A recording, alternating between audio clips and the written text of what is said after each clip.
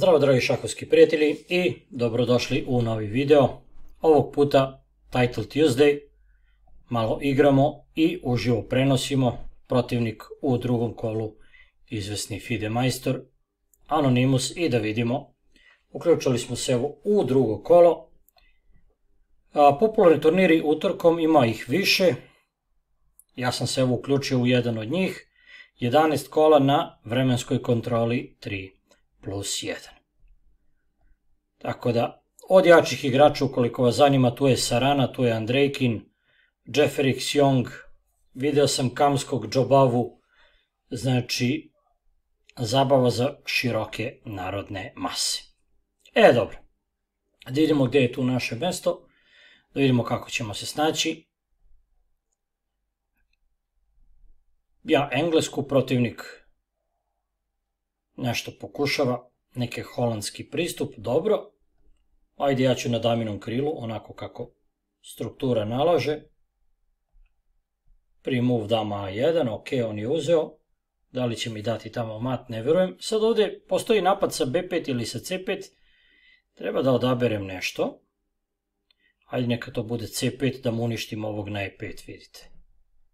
Pa vidimo šta će to ispasti. Nemojte ovi rejtinzi da vas išta zbunjuju, oni apsolutno ne znači ništa. Govorim o rejtinzima na ovoj platformi.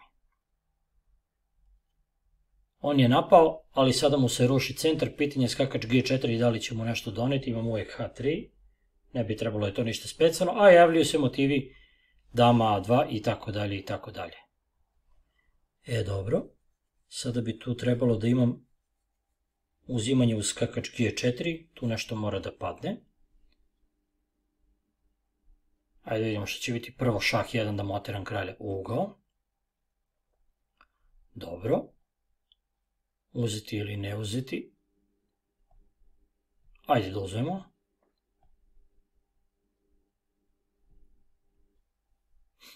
Da vidimo šta će tu ispasti.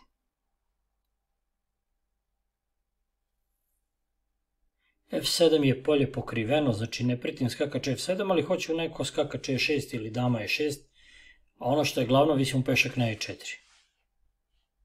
Sad ja vidim da on tu ima neku taktiku E3, uzmem lovcem, on coin G4, H3, u stvari ne H3 nego H4 da bi mi taj konj ostao branjen. I onda tu dolaze taktički motivi.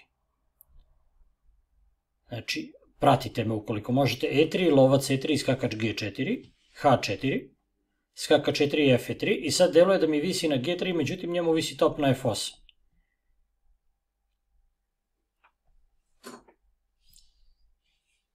On je ušao u to i imat ću šah konjem na F7 sa nekim matom. Znači, evo vidite, top F1, lovac F1, lovac G3, skakač F7 i tamo treba da bude neki mat, skakač H6, dama G8, tako nešto. Ili bar isterivanje kralja na čistinu. A možda mi je još bolje ako uzme sve to da uzem kraljem na G1, kraljem na F1, da mi lovac ostane tu, tako je, kraljem je bolje. Dobro. Aha, to je poenta, on sad znači skače i ne da mi skakač F7. Dobro, skačem i ja. Napadam lovca. Motiv dama A8 možda.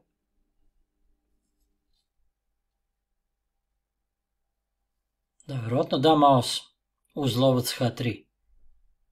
Tako je, on šah nema, bravo. Na dama G4 lovac H3 i on može da preda. A na dama je E8, pa verovatno isto. Šta je poenta? A na lovac H3 ima šah, pa uzme on meni damu. Dobro je.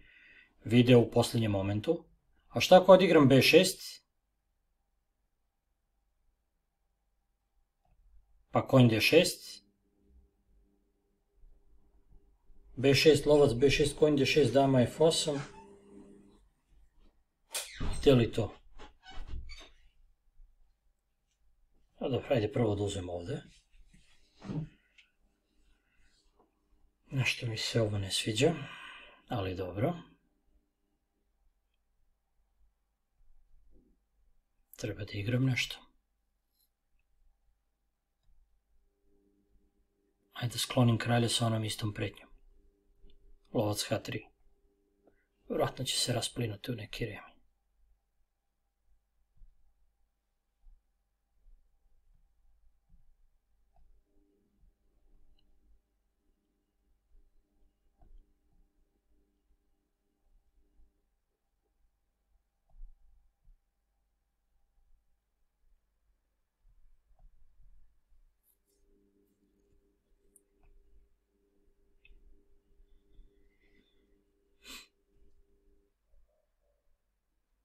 Duplirani pešak više koji ne znači ništa.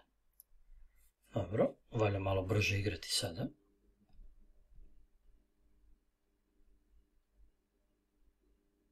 Treba mi konj na D5.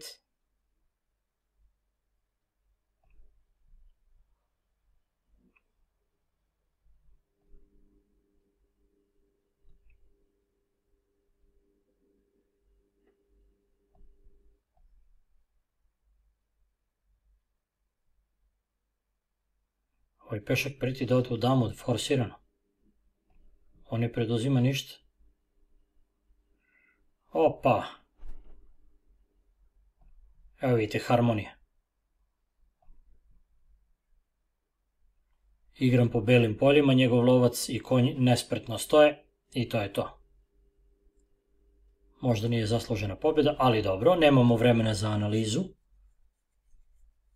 Jer uskoro kreće nova partija. To bi bilo to za ovu partiju. Snimamo dalje i vidimo se na nekoj drugoj partiji. To je to. Doviđenja.